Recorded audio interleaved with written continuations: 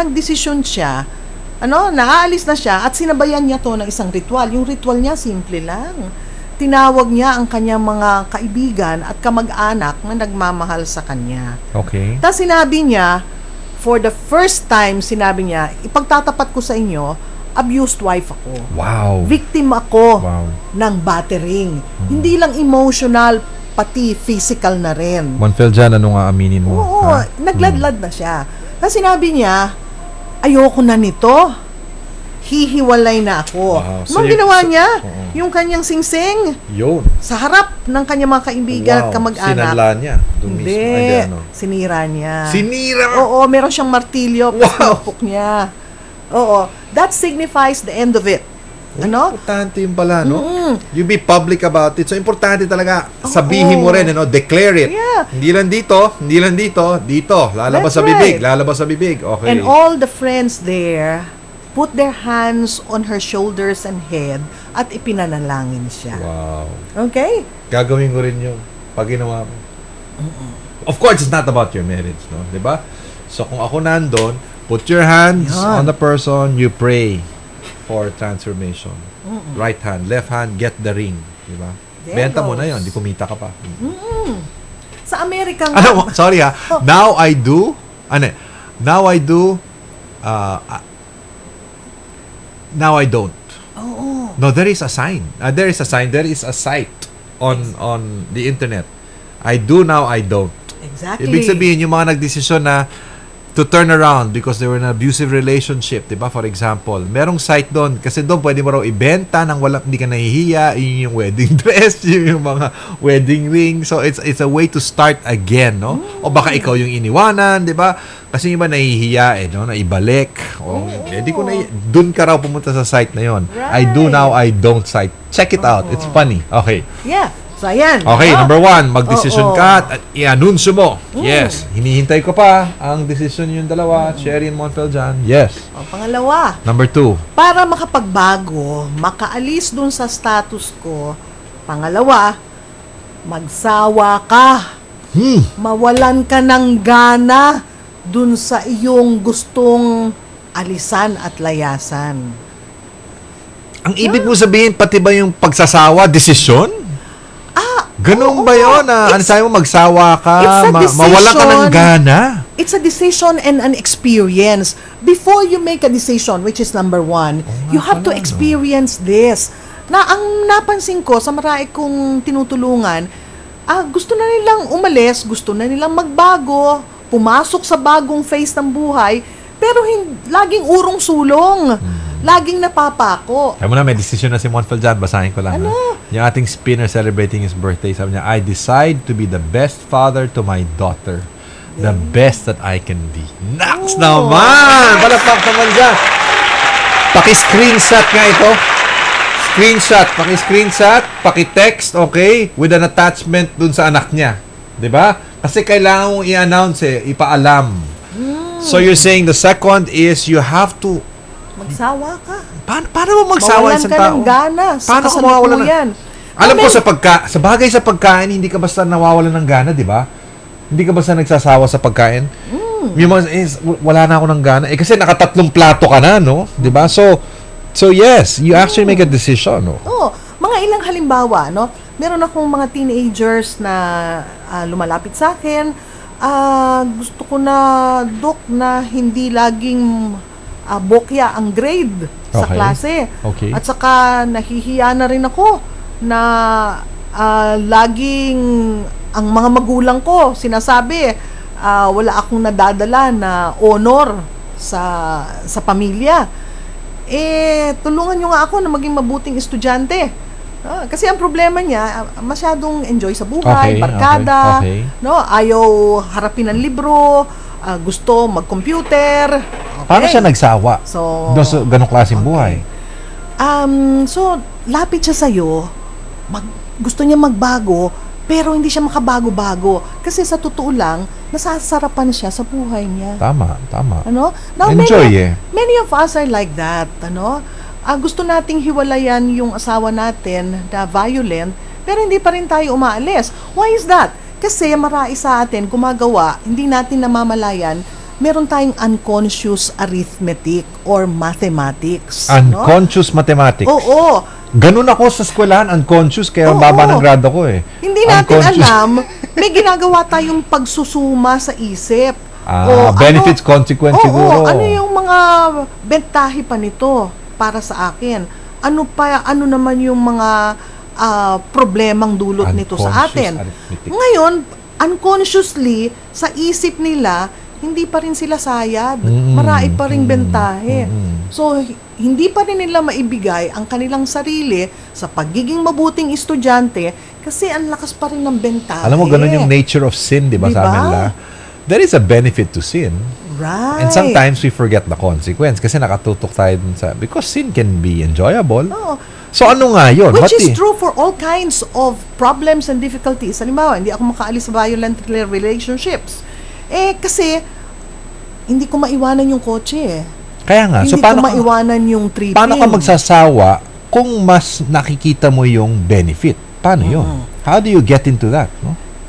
Kinakailangan maramdaman mo yung fullness, kabuuan ng sakit at saka siphayo ng buhay mo. Sakit at siphayo. Word from Doc Bollet. Siphayo. Word. What does that mean? All the pains. The pain. Hindi lang sakit. Iba yung siphayo sa sakit. Kasi sakit, para sa akin, pain na yun eh. So, siphayo is mas malalim pang pain. All the pains, frustrations, broken dreams. Intense pain. So, hindi lang sakit, siphayo. Okay. So, you should focus on that.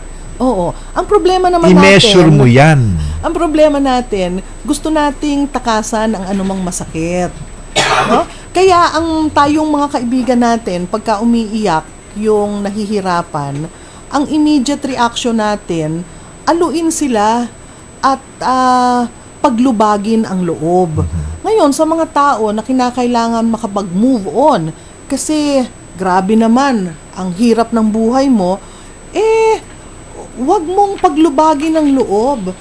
Bayaan mong maranasan niya kung gaano sinisira ng tao ang kanyang buhay. In fact, I have developed an approach to therapy na ipinapadama ka dun sa tao kung gaano wala na siyang dangal. Wow. Kung papaanong para na siyang toilet at saka trapo na panlinis ng lapag. Yung totoo. Diba? Sa English, brutal fact. Diba? Exactly. So when you begin to feel alamin that way, mo kung ganong kalalim, kalawak talaga, kumalat ng problema. But how do you do that on your own? How do you realize that? Do you ask friends? Ganun ba yun? So, I'm picking up what you're saying na tingnan mo talaga kung gaano kalaki yung problema, anong epekto nito, yung sakit at siphayo. But how do you do that?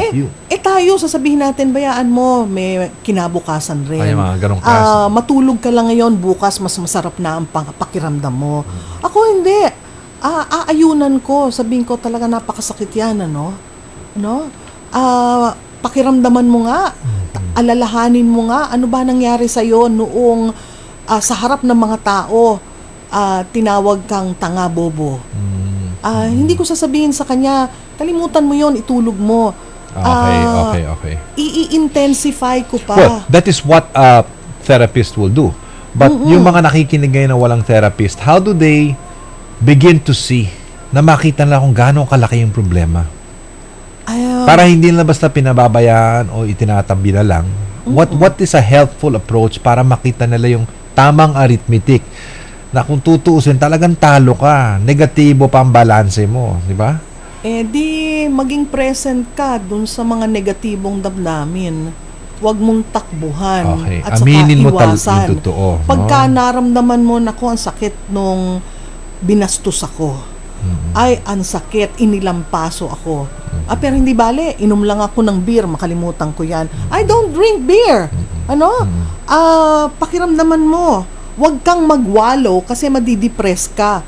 Pero spend a few moments feeling what it was like na naapi ka at saka natapak-tapakan ka. Okay, so we have 2 and 3 more to go. Okay, we're about to go for a break. But before the break, tanong na natin yung next question. Okay? Next question and another CD as a prize. Tingnan natin kung kaya ng row 4 ito. Okay, next question on screen. Are we ready with this?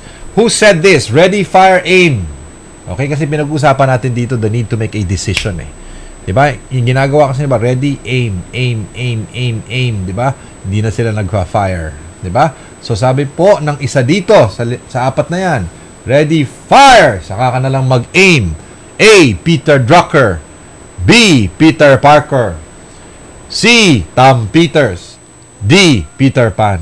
Okay? Please text us your answer. Diba? Or give us a call. Who said ready, fire, aim? A. Peter Drucker. B. Peter Parker. C. Tom Peters. D. Peter Pan. Magbabalik po with the 3 more ways of facilitating and making change happen in our life with Doc Bollet. Ang magbago tayo pagkatapos po ng ating commercial break. Alas 9:36 na po. Magbayloon ako, magaling ako sa lugar. Manage your change with Anthony Pangilinan. Magbago tayo sa Radyo 5, 92.3 News FM at Aksyon TV. Kilalanin ang Change Champion sa Radyo 5, 92.3 News FM.